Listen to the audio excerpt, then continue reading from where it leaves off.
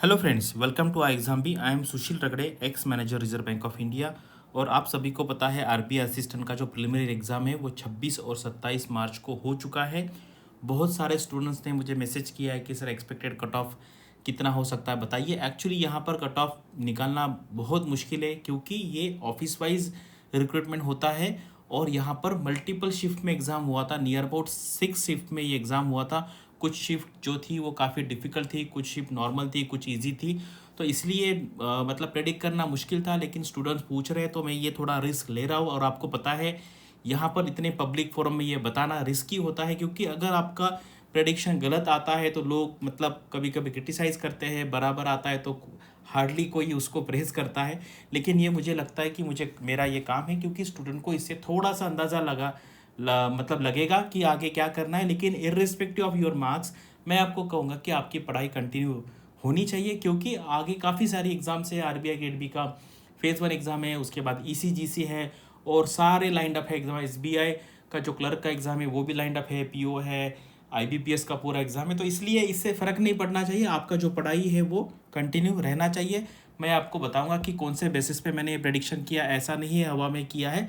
कुछ ना कुछ बेसिस लगा के, कभी वो बेसिस सही हो सकते हैं, कभी गलत हो सकते हैं क्योंकि ये लिमिटेड इन्फॉर्मेशन हमारे पास मिलती है। लाखों लोग एप्लीकेशन देते हैं, मैक्सिमम में पोल्स के थ्रू या इंटरेक्शन के थ्रू हार्डली 20-25 लोगों के साथ मेरा डिस्कशन हुआ है, चैटिंग हुआ है 100 के आसपास।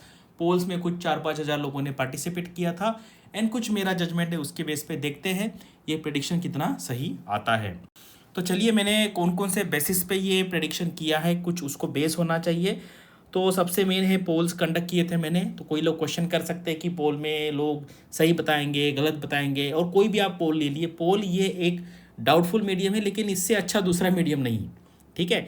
लेकिन अगर आप पोल्स का रिजल्ट देखेंगे ना तो जो लोगों से मैंने बात किया उससे वो थोड़ा सा मैच हो रहा है। मैं आगे बताऊंगा कैसे। उसके बाद मैंने इंटरेक्शन किया है, 20-25 लोगों के साथ फ़ोन पे बात किया है, कुछ 100 के आसपास के लोगों के साथ व्हाट्सएप, टेलीग्राम, यहाँ वहाँ से बात किया है।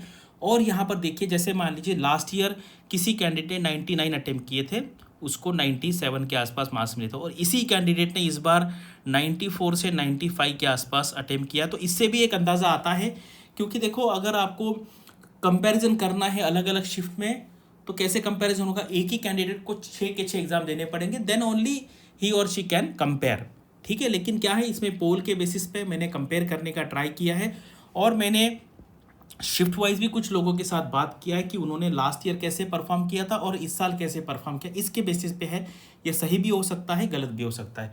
उसके बाद तीसरा एक है कि नंबर ऑफ सीट्स।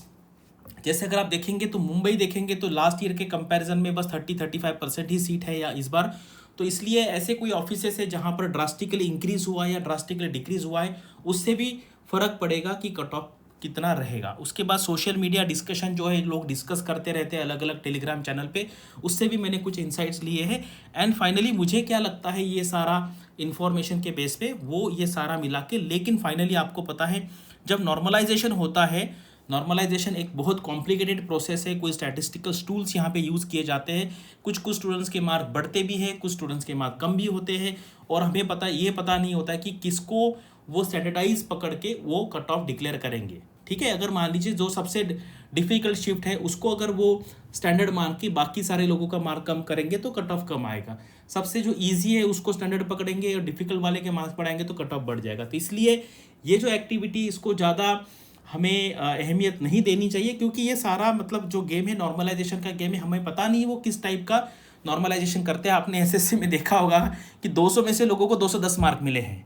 अगर ये आपने किसी को बताया तो किसी को बिलीव नहीं होगा, लेकिन एसएससी में ऐसा हुआ है।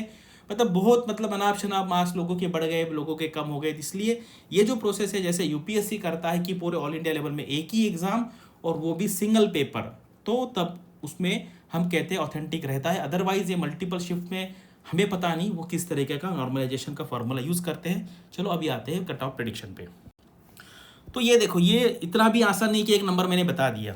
ये है 2019 के नंबर। यहाँ पे जो ब्लू नंबर में मैंने लिखा है, ब्लू अक्षरों में, वो है उस टाइम कितनी वैकेंसी थी। जैसे अगर आप देखेंगे अहमदाबाद में उस टाइम 19 वैकेंसी थी, इस बार हुई है 35।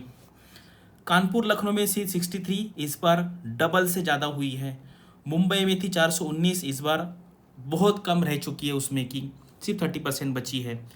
तो मैंने इसको क्या है अलग अलग फॉर्म में डिवाइड किया। जैसे जो ग्रीन वाला है वो है जहाँ पर सीट्स काफ़ी बड़ी है, ठीक है, जो ग्रीन एरिया है उसमें सीट्स बड़ी है। जो रेड है, रेड में सीट कम हुई है। और ये येलो स्पेशल है जहाँ में बहुत यानी कि बहुत कम हुआ है, जैसे मुंबई का ऑफिस है। और जो ब्लू वाला है यानी कि जैसे चेन्नई में लास्ट टाइम 66 थी, इस बार 67 थी, 66 है, 13 की 12 होगी।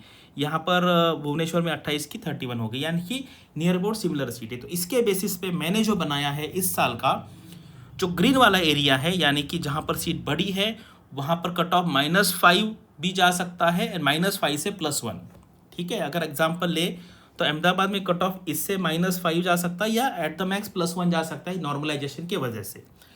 जो ये एरिया है रेड वाला जहाँ पर कम हुआ है वहाँ पर -1 हो सकता है या +2 जा सकता है, क्योंकि सीट वहाँ की कम हुई है।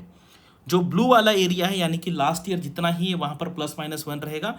और जो खासकर मुंबई में क्या है, कट ऑफ ज़्यादा से ज़्यादा -2 कम होगा एंड मैक्सिमम +4 बढ़ सकता है।